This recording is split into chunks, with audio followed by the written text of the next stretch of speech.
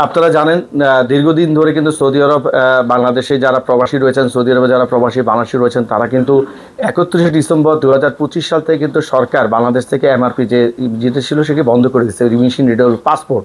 তারপরে সরকারিভাবে বলা হয়েছে ই পাসপোর্টের বাদ করার জন্য, কিন্তু ই পাসপোর্ট করতে হলে অনেক মানুষের দেখা গেছে যে তার জন্ম নিবন্ধনের সঙ্গে পাসপোর্টের তথ্যের মিল থাকতে হয়, ইংলিশ বাংলা অনলাইনে থাকতে হয়, অথবা তাকে এনআইডির সঙ্গে যাদের পাসপোর্ট করেছেন এনআইডি দিয়ে তাদেরকে সেই এনআইডির সাথে তথ্যের মিল থাকতে হয়, অন্যথায় ই পাসপোর্টের অনলাইন আবেদন করা যায় না। সেটি তো গেলে একটি বিষয়। আরেকটি বিষয়, সবচেয়ে বেশি জটিল সমস্যা যেটা, সেটি হচ্ছে বাংলাদেশ থেকে সার্ভার সচল না থাকায় বাংলাদেশিরা বিভিন্ন দূর দূরান্ত থেকে আসেন তারা ই পাসপোর্ট আবেদন করার জন্য। দূতাবাসে গেলেও লাভ হচ্ছে না, কারণ সেখানেও সার্ভার নেই। আর দূতাবাসের শাখাগুলো হচ্ছে রিয়াদ বাংলাদেশ দূতাবাস, অনুমোদিত প্রবাসী সেবা কেন্দ্র ডিডিসি, যে প্রায় অনেকগুলো অফিসে সৌদি আরবে রয়েছেন, সেখানেও কিন্তু মানুষ উপকার পাচ্ছেন না, একটি মাত্র কারণ সার্ভার না থাকার কারণে। তা আমি মনে করি বাংলাদেশে যারা আছেন তারা সার্ভারগুলো কন্টিনিউ যেন থাকে, ই পাসপোর্ট আবেদন যেন মানুষ করতে পারে এবং অনলাইন আবেদনের পরে যেন ফিঙ্গার দিতে পারে, সেই ব্যবস্থাটা করবেন। এবং এমআরপি এবং ই পাসপোর্টগুলো বাংলাদেশে যত দ্রুত আসবে ততই কিন্তু মানুষ উপকৃত হবে, মানুষ তার যে একটা অসুবিধায় পড়ছে সেটি অসুবিধা থেকে মুক্তি পাবে।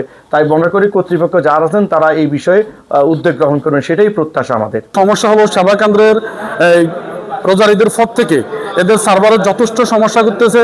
আমি গত 3 দিন আগেও আসছিলাম, তখনও দেখতে পাচ্ছি সার্ভার কাজ করতেছে না ভালোভাবে।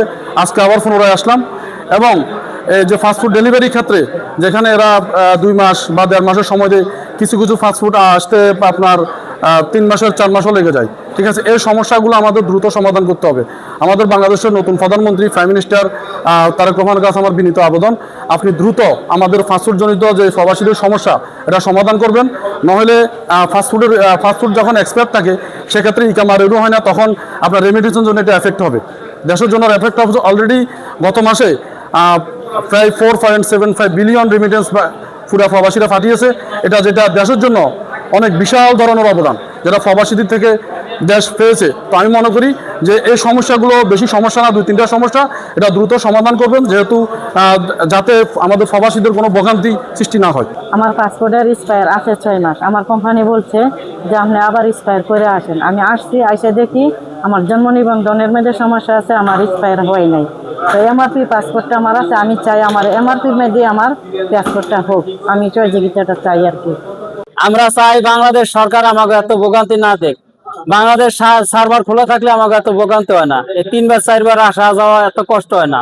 আমরা তো মালিকের ডিউটি করি, আমরা কাজ কাম ফেলা। এই যে কবিলে ফোন দিছে তাড়াতাড়ি যায়, আমি কেমনে যাবো? আমি জমা না দিয়ে এখন সার্ভার নাই, তাই আমরা প্রতিদিন এসে ঘুরে যাই, পাসপোর্ট করতে পারি না। তাই বাংলাদেশে যারা পাসপোর্ট সংশ্লিষ্ট আছে তাদের কাছে জোরদার দাবি করি যেন সার্ভার আরো উন্নত হয়, আরো দেশ আমরা রেমিটেন্স বেশি বেশি পাঠাইতে পারি।